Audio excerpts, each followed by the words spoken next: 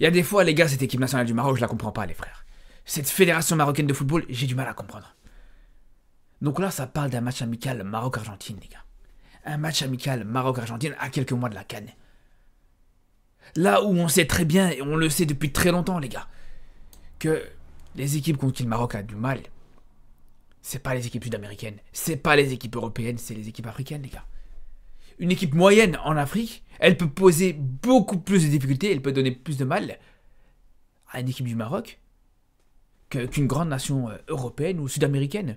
Et on l'a bien vu à la Coupe du Monde, si on fait juste la différence entre la Coupe du Monde, ce que fait le Maroc contre l'Espagne, ce que fait le Maroc contre le Portugal, ce que fait le Maroc contre la Belgique, voire même contre la France, où globalement t'as pas été si mauvais que ça, en comparaison avec la dernière CAN et avec ce match contre l'Afrique du Sud, ou ce match d'ailleurs contre la RDC d'ailleurs.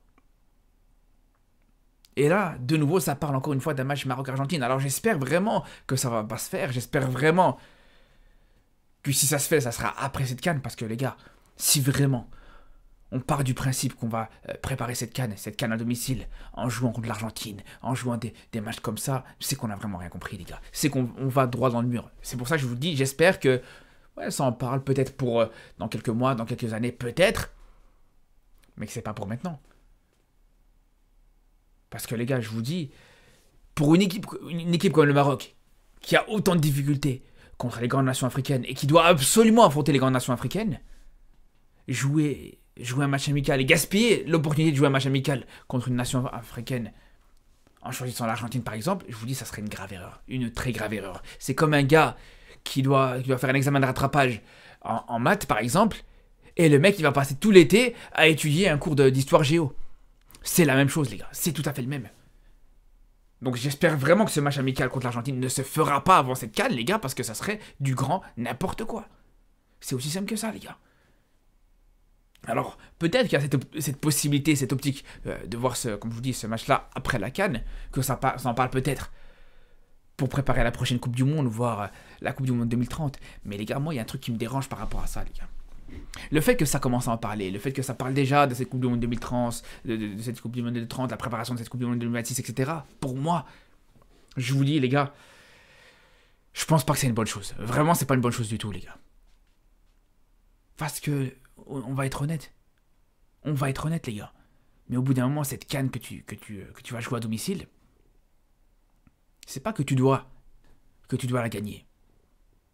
C'est que tu as le devoir de la gagner. Tu as le devoir de pas être ridicule dans cette CAN. Si on compare cette CAN-là aux CAN précédentes, où tu avais peut-être à la limite droit à l'erreur, etc. Moi, je me rappelle, il y a des CAN où clairement, moi, je m'attendais clairement à ce que le Maroc se plante complètement et qu'on se disait, ouais, bah, si t'arrives à passer les poules, c'est exceptionnel. Comme en 2017, par exemple. En 2017, je vous dis la vérité, pour moi, le Maroc qui se fait éliminer en quart de finale contre l'Égypte, pour moi, c'est peut-être l'une des plus belles CAN du Maroc. Une des CAN où j'étais le plus satisfait de cette équipe du Maroc, parce que c'est vrai qu'il y avait un contexte compliqué, avec des joueurs qui étaient limités cette année-là, etc. C'est vrai. Mais là, tu pouvais te le permettre. À l'époque, tu pouvais te le permettre. En 2017, tu pouvais te le permettre. Mais aujourd'hui, les gars, je vous dis, c'est pas du tout envisageable. C'est pas du tout envisageable pour cette CAN 2025 qui aura lieu au Maroc sur ton territoire de voir une élimination précoce en phase de poule, en huitième de finale, voire même en quart de finale, les gars. C'est pas envisageable du tout, les gars. Vraiment.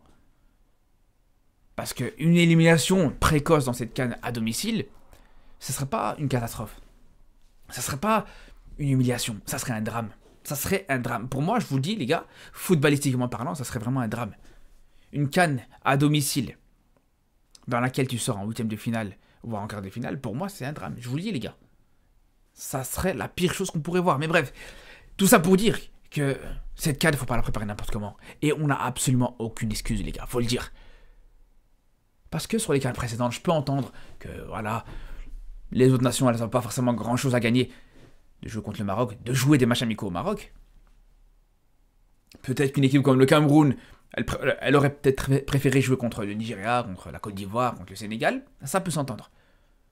Mais là, actuellement, les gars, quand le Maroc est considéré comme l'un des grands favoris de cette CAN, par définition, vu que tu joues cette CAN à domicile, quand en plus de ça, tu sais que tu as la possibilité, tu as même la chance, voilà, d'accueillir cette CAN, et d'avoir la possibilité que toutes les équipes rêvent de jouer un match au Maroc avant cette CAN. Qui refuserait aujourd'hui? Quelle équipe nationale, quelle sélection refuserait aujourd'hui de tout simplement jouer un match au Maroc, de se préparer là où se passera cette CAN, là où se passera cette prochaine compétition? Même si c'est pas dans le même stade que l'équipe va jouer, etc. Mais au moins, voilà, juste de palper un petit peu le terrain, l'ambiance au Maroc, le climat, pour certaines nations qui ne sont pas forcément habituées, c'est possible aussi. N'importe quelle nation africaine rêverait de faire un match amical au Maroc et contre le Maroc d'ailleurs. Tu proposes au Nigeria, à la Côte d'Ivoire, au Sénégal, au Cameroun, à l'Égypte, la plupart ne refuseraient pas. Peut-être l'Égypte à la limite, peut-être qui pourrait refuser parce qu'on sait bien les Égyptiens c'est un petit peu plus compliqué. Peut-être que les Égyptiens, généralement ils aiment bien se préserver pour la compétition. Ils aiment pas trop montrer leur force avant leur compétition. Mais bref, ça c'est encore un autre débat. Mais en tous les cas, les matchs amicaux c'est pas ça qui manque. Moi je vous le dis les gars. Les matchs amicaux c'est pas ça qui manque. Et t'en auras pas. T'en auras pas tant que ça. Hein. T'auras pas de possibilités énormes et infinies de faire des matchs amicaux d'ici la prochaine trêve. T'as que 2 fenêtres internationales où tu auras la possibilité de faire des matchs amicaux. La trêve du mois de juin et la trêve du mois de novembre. Parce que ici, au mois de mars, t'as les qualifications pour la Coupe du Monde. Mois de septembre, qualification pour la Coupe du Monde. Mois d'octobre, qualification pour la Coupe du Monde. C'est pour ça, sur les 5 trêves internationales qui restent, sur les 5 fenêtres internationales, il y en a 3 où tu as les qualifications pour la Coupe du Monde et il te reste 2 où tu as la possibilité de caser des matchs amicaux. Donc si tu commences à faire des petits caprices, où tu vas jouer contre l'Argentine, tu vas jouer contre la France, tu vas jouer contre l'Italie ou des choses comme ça, les gars, c'est pas le moment de faire des matchs de gala. C'est pas le moment de commencer à faire du grand n'importe quoi, les gars, je vous dis la vérité.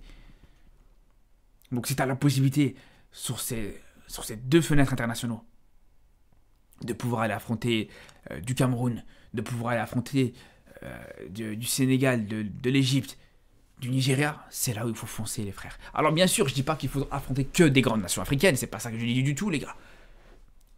Mais c'est simple. Donc t'as 2 fenêtres internationales, 4 matchs. Si t'as la possibilité de faire un équilibre avec chaque trêve internationale, où tu peux caser des matchs amicaux, par exemple celle du mois de juin et celle du mois de novembre, à chaque fois, un match contre une équipe moyenne et un match contre une équipe un peu plus redoutable. Par exemple, je dis n'importe quoi, mois de juin, si tu as la possibilité de jouer contre la Guinée équatoriale et de jouer contre la Côte d'Ivoire, c'est exceptionnel. Ou Guinée équatoriale, Cameroun par exemple. C'est ce qu'on veut voir. Moi, c'est ce que je veux. Pareil, le mois de novembre, pareil, encore une fois. Tu vas affronter, je sais pas, l'Angola et une grande nation africaine. Peut-être pas l'Angola parce que tu viens de les affronter, mais il y en a encore d'autres. C'est pas ça qui manque. C'est pas ça du tout qui manque, les frères. Et je vous dis, et moi je persiste et je signe que n'importe quelle sélection, tu lui proposes, tu lui dis, voilà, on propose un match amical au Maroc. En plus, d'ici le mois de juin, il y a de grandes chances que voilà, tous les stades soient prêts. Normalement, c'est ce qui devrait être le cas. Personne pourra refuser. Aucune sélection pourra refuser ça, les frères. Bref, j'espère vraiment, les gars, que cette CAN se préparera pas n'importe comment. Bien sûr qu'on a confiance et on croit aux possibilités de cette sélection et des dirigeants du football marocain de faire les choses proprement, de faire les choses de manière raisonnée, de manière logique, mais des fois on peut être surpris. On s'en rappelle les gars, moi il y a un truc que j'oublierai jamais, c'est les préparations pour la Coupe du Monde 2018, où tu vas jouer contre l'Ouzbékistan, tu vas jouer contre l'Ukraine, si je dis pas de bêtises, l'Estonie, pour préparer une Coupe du Monde contre le Portugal ou l'Espagne. C'est à ce moment-là qu'il fallait jouer contre l'Argentine. Et d'ailleurs, il y avait cette possibilité-là de jouer contre l'Argentine à l'époque.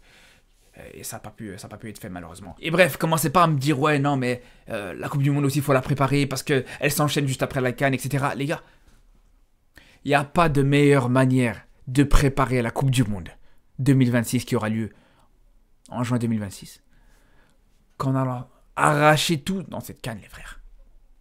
C'est aussi simple que ça. Cette CAN, ça sera la meilleure préparation de cette Coupe du Monde 2026. Donc il n'y a pas besoin de match amical contre l'Argentine ou quoi que ce soit d'autre. Parce qu'on sait très bien, de toute façon, encore une fois, c'est pas là où il y a un problème pour le Maroc. C'est pas contre ce genre d'équipe que le Maroc a un problème. Donc arrêtez de me sortir des matchs amicaux contre l'Argentine ou quoi que ce soit d'autre. Il n'y a pas besoin de ça. Alors ouais, peut-être que pour le buzz, pour le divertissement, on crache pas dessus. Bien sûr qu'en temps normal, j'aurais été le premier à être content Si j'avais entendu la possibilité d'affronter l'Argentine, qui pourrait refuser de jouer contre les champions du monde? Personne, c'est simple, personne. Mais là, c'est pas normal les gars. Chaque chose en son temps. Bref. En tout cas les frérots, on se dit à très vite pour de nouvelles vidéos, pour reparler du football marocain, du football africain, du football européen, et surtout d'ici là, prenez soin de vous.